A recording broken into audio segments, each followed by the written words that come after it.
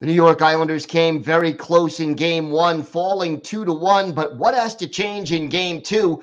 We'll take an in-depth look at that, and you may be surprised at some of the things the team needs to do better. We've got all that and more on today's Locked On Islanders podcast. Your Locked On Islanders, your daily podcast on the New York Islanders. Part of the Locked On Podcast Network, your team every day.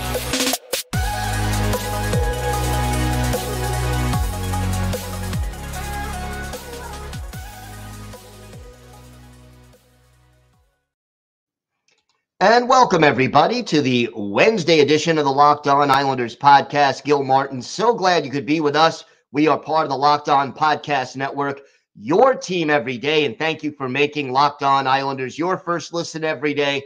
We are free and available on all platforms. And don't forget to subscribe to Locked On Islanders on YouTube or wherever you get your podcasts so you can get new episodes as soon as they become available. Today's episode is brought to you by Gametime. Download the Gametime app, create an account, and use code LOCKEDONNHL for $20 off your first purchase. We have got a lot to discuss on today's show, but first, if you've got something Islanders related on your mind, if you have a question, a comment, maybe a topic you'd like us to talk about on the show, feel free to send us an email. The email address, lockedonislanders@gmail.com. And if you leave your first name and where you're from, we are happy to mention you on the show when we discuss whatever it is that's on your mind. You can also follow the show on Twitter at LockedOnIsles. And you could follow me, Gil Martin, on Twitter at Ice Wars, NYRVSNYI. We'll keep you up to date on all the latest Islanders news, notes, and happenings. And I am also live tweeting tonight and really every Islanders game in the playoffs. So join me for some instant insight and analysis. And it's always great to talk a little Islanders hockey with fellow Islanders fans, game time or anytime. So please do reach out and let's talk a little Islanders hockey. Always a good thing. Now, Game 1, I'll tell you, this was what I more or less predicted this series would be. Hard hitting, tight checking, not a lot of offensive opportunities, high quality offensive opportunities for either team, good goaltending, and close, low scoring hockey games, 2-1. It was never, I think the difference, the game was either tied or a one-goal game for, I think, every minute of this game except, about 48 seconds there were in between the time the Hurricanes made it 2-0 and the Islanders made it 2-1. So, obviously, these two teams are pretty evenly matched. And I think, look, we know in order to win this series, the Islanders need to win one game on the road. One game. That's it. And hopefully that is something that they will be able to pull off. If it's tonight, that is by far even better. But if it isn't tonight, well, then you still have hopefully games 5 and 7 if the Islanders can hold serve at home, and that's always a big if. One area that is definitely going to be important for the Islanders in this series, and I think Game 1 showed us a blueprint of how the Hurricanes are going to try to win.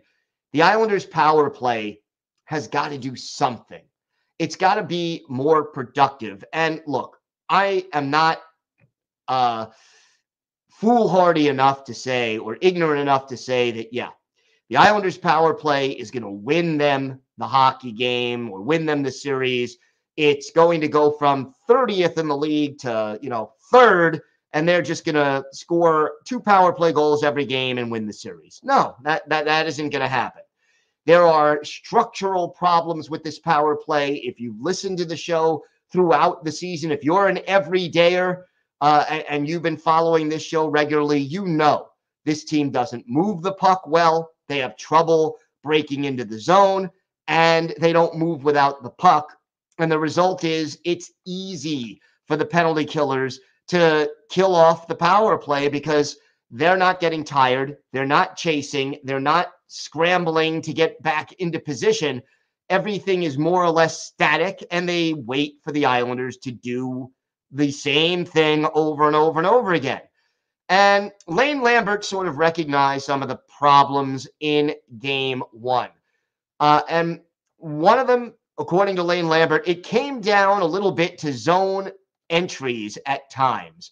We know they're pretty good. They take a pretty good hard stand. We potentially got a little stubborn at times and tried to bring the puck in, but overall, we moved it pretty well, certainly early. Late, it was a disaster. That last power play, when Brent Burns headed off with 5 minutes left in the game, they didn't establish anything. And I think there has to be a certain amount of flexibility, even with Matthew Barzal back in the lineup. If the Hurricanes are trying to take away the skating the puck into the zone MO, then dump and chase. But you got to go in there and win those battles for the puck once you dump and chase. And, Butch Goring sort of pointed out that the Hurricanes' penalty kill is very aggressive. When you have the puck, they're on you, and they're trying to make you make a mistake. And unfortunately, the way the Islanders use their power play, more often than not, they do make mistakes. We saw that, for example, on that fourth and final power play. Lane Lambert, again, we've got to move the puck a little quicker. I talk about it all the time. They don't give you a lot of time and space. That's their MO. They're up on you, so you got to move quickly in transition. Well, the Islanders haven't done that all season. And let's just say that the power play has to at least do no harm. And there's two ways that the power play can do harm. The first way is giving up a shorthanded goal. We talked about that on the Monday show, which was our crossover with Jared Ellis of Locked On Hurricanes. Carolina was one of the best teams in the league at scoring shorthanded. Sebastian Aho had 3 shorthanded goals. He is dangerous in that role, and the Islanders have to do a better job of it. But at the same time, the power play cannot suck the momentum out of the room. It cannot be that, the Islanders, for example, are getting a little offensive pressure. They draw a penalty and then go on the power play, and they just play so badly. They don't establish any zone time. They don't get any quality scoring chances. And all of a sudden, the team that kills the penalty, in this case, it would be Carolina, they feel so much better about themselves because they just took control of the tempo of the game when the Islanders had an extra player on the ice. At least if, the Islanders' first power play was their best in game one. And if they can do that, at least get 1 or 2 quality scoring chances on the power play, each 2-minute advantage, even if they don't go in, just threaten, just create enough momentum that it doesn't take the air out of the room. That's going to be very important for the New York Islanders to do it. And, the Islanders did do some good things in game one.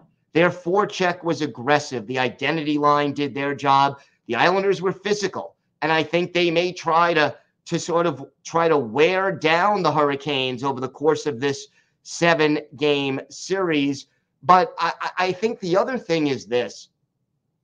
The Islanders' power play, it just has to be functional. It has to do no harm. And if any goals are scored on the power play, if they can get, let's say, 1 power play goal every other game, that's a bonus.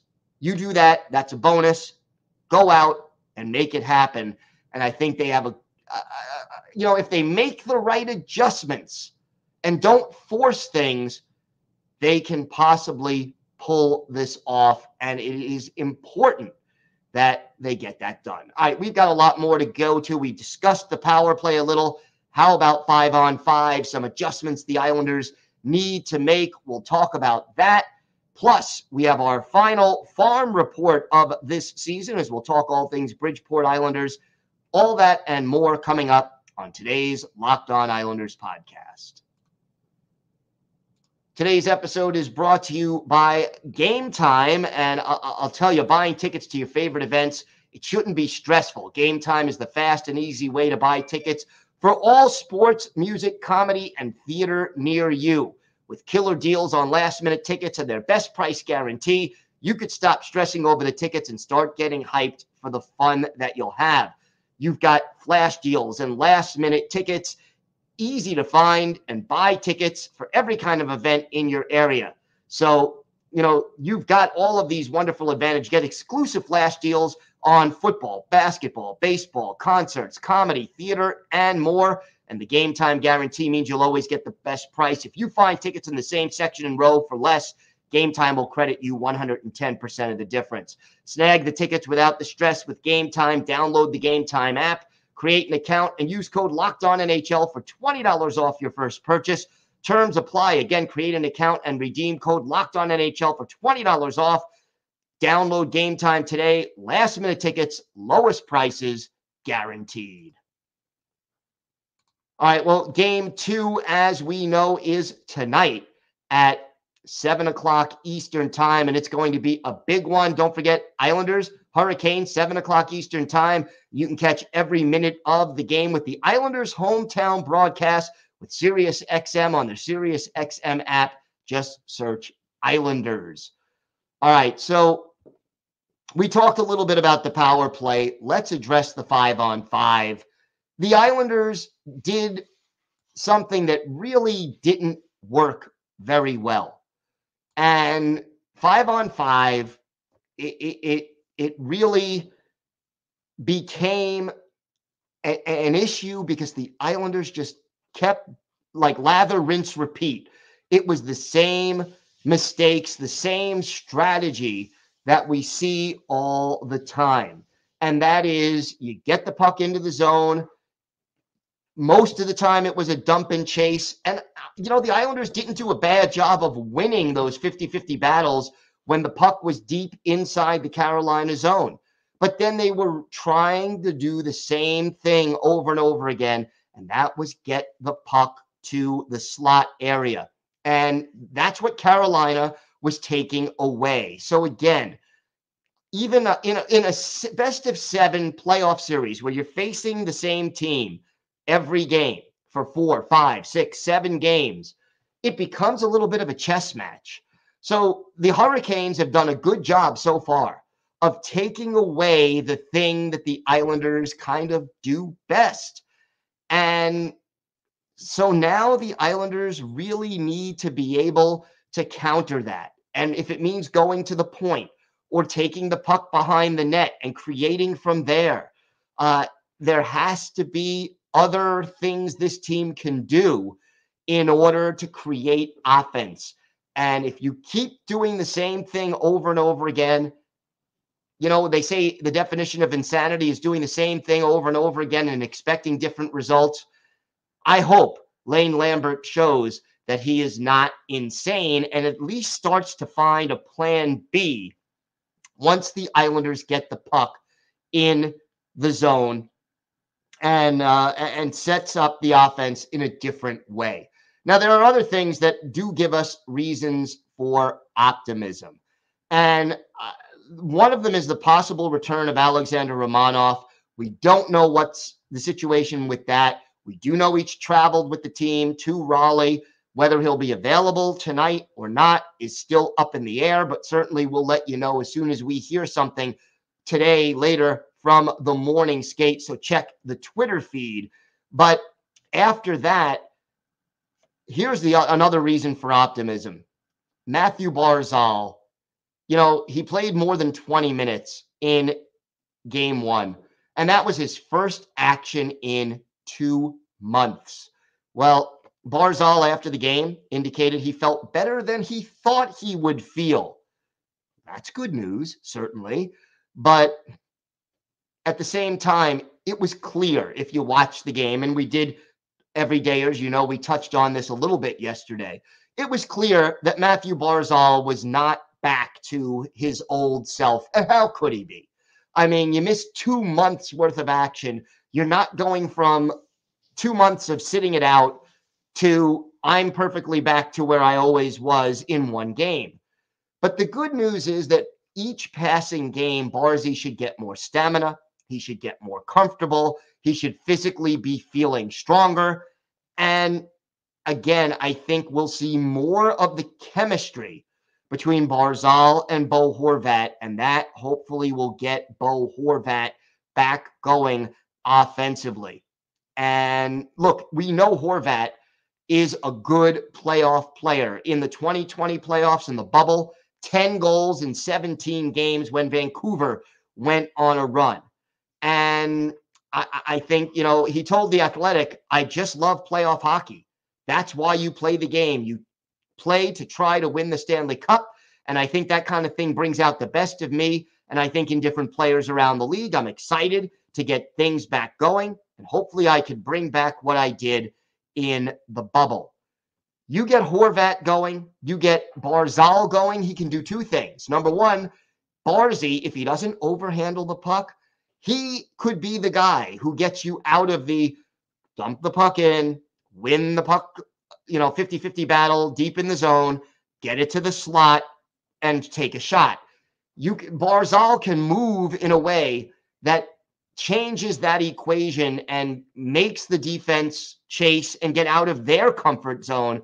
And hopefully he can get Bo Horvat some quality opportunities to get some goals and get things going offensively. So I think as the series gets deeper, the Islanders are going to have a better chance of creating in different ways. The other thing is this, Carolina is a team that does a very good job, just like the Islanders when they're on their game, of limiting the quality chances that the opposition gets. Well, the Islanders, they're not a great goal-scoring team. They're going to have to bury a few more of those chances. We saw Anders Lee have, 2, maybe 3 really good chances, couldn't finish on them. Brock Nelson had a couple of chances. I think J.G. Pajot had one. But from start to finish, you got to bury those chances when you get them. Not all of them. But the way this series is going to break down, I'm going to go out on a limb. The first team that scores 3 goals is going to win 95% of the time. That's the magic number in this series. Get to 3, and you're very, very likely to earn the W. Not all the time, but very, very likely because of the fact that these two teams are good defensively, and the Islanders with Ilya Sorokin have that edge in goal. I will take Ilya Sorokin over Antti Raanta any day of the week, and that's not an insult to Raanta, who's a solid goalie, but not an elite goalie like Ilya Sorokin. So I think there are reasons for optimism. This series is going to be tight and close the whole way through. And the question is, can the Islanders wear them down? And can they win the chess match? If goaltending is the Islanders' big advantage, I think coaching may be Carolina's big advantage, coaching and defense core.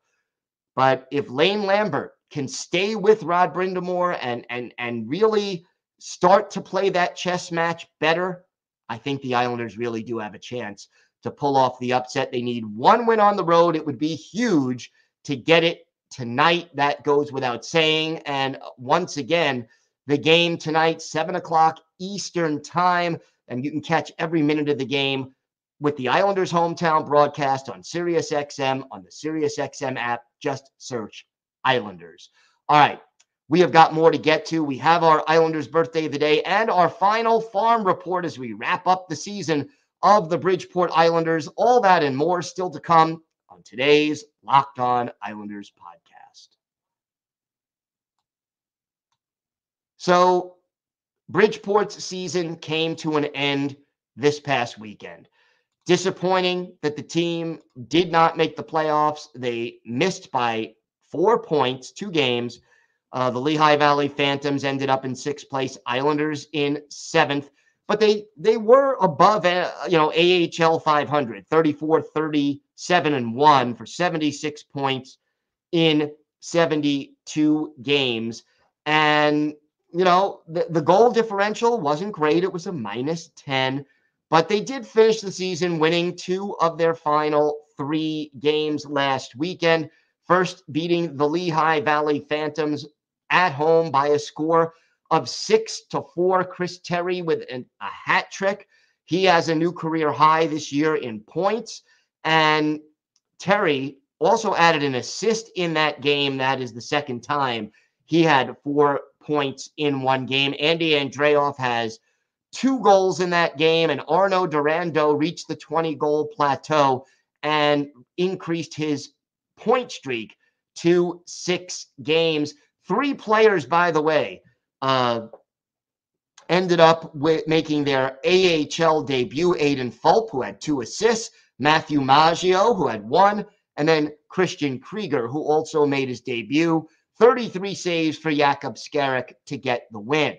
Then, on Friday, the Islanders beat the Hershey Bears 5-1, 35 saves for Corey Schneider. Chris Terry, another 4-point game.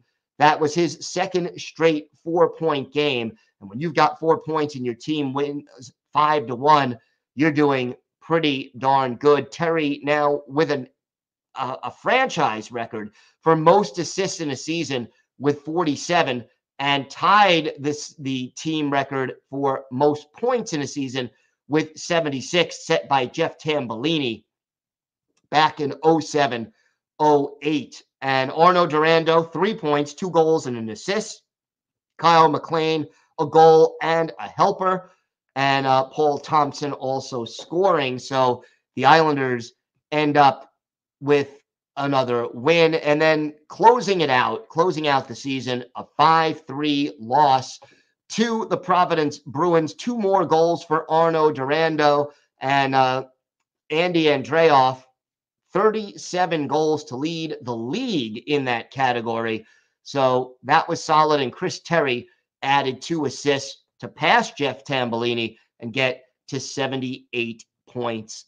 And that was certainly good. So Chris Terry wins the scoring title with 78 points. Andy Andreoff, 37 goals to pace the team.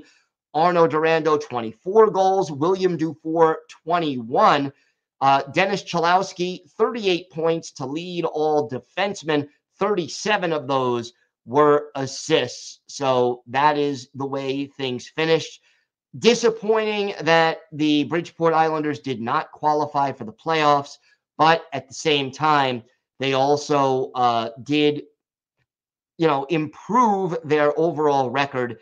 And, it was really a lot of injuries to the Islanders, the NHL Islanders, that caused a lot of players to get called up. You also had a trade that ended up, Atu Ratu gone. Parker Wotherspoon was up. Hudson Fasching was up. Samuel Bolduc was up. You had Otto Koivula come up at different times. So a lot of players who they were counting on, were either injured or with the NHL Islanders. Ruslan Iskakov, I know people are always asking about him. He finishes with 17 goals and 51 points in 69 games and was a +1 on the season. So a little disappointing finish after a strong start in Bridgeport, but hopefully next year the Islanders are able to do even more with their farm club and add some more prospects to the prospect pool. Time now for our Islanders birthday of the day. We've been a day late a couple of times. Well, now we're going to be a day early. Thursday will be the 76th birthday of former Islanders winger Brian Lavender. And Lavender, basically a member of the first ever Islanders team. He was made his NHL debut with the St. Louis Blues in 71-72, played 46 games for them, and then joined the Islanders in 72-73. Did not finish the season with the Islanders, was with the Detroit Red Wings for the end of the season, but in 43 games with the Isles, 6 goals, 12 points 47 penalty minutes. And because the Islanders only won 12 of 78 games that year, the plus minus was a minus 42. The Edmonton, Alberta native, then after playing for Detroit, played 1 year with the California Golden Seals, and then finished his pro career with the Denver Spurs / Ottawa Civics franchise in the WHA. As for Lavender's best game with the Islanders, pretty easy. It's November 21st, 1972. Islanders hosting the California Golden Seals at the Nassau Coliseum. Jerry Desjardins, the goalie for the Islanders, but for Brian Lavender, a goal and an assist, and the goal did come on the power play. He had 3 shots on goal in the game as the Islanders came from behind, overcame a 2-0 deficit, and beat the California Golden Seals by a final score of 4-2. So happy birthday to Brian Lavender. He is our Islanders' birthday of the day. As for tonight's game, it is going to be a big one. And the complexion of this series changes completely when the Islanders, if they win tonight. And again, they only lost by 1 goal. Did they play their best hockey? No, they did not. There's room for improvement. We talked about a couple of specific areas where they need to be better. And let's hope that they can make these adjustments, get a couple of breaks, and win the game. Again, it's Islanders, Hurricanes, 7 o'clock Eastern time tonight. Big game 2 coming up, and you can catch every minute of this exciting playoff game with the Islanders hometown broadcast on SiriusXM, on the SiriusXM app. Just search Islanders. Want to thank everybody for making Locked On Islanders your first listen every day. Everydayers, thank you so much for listening and watching every day. And tomorrow, we're going to have our key takeaways from Game 2. We'll assess the series before it heads back to the UBS Arena and break down all the things the Islanders need to do in order to get back into the series or even take the series lead. Until then, have a great day, everybody. Stay safe, enjoy the playoff ride, and of course, let's go Islanders.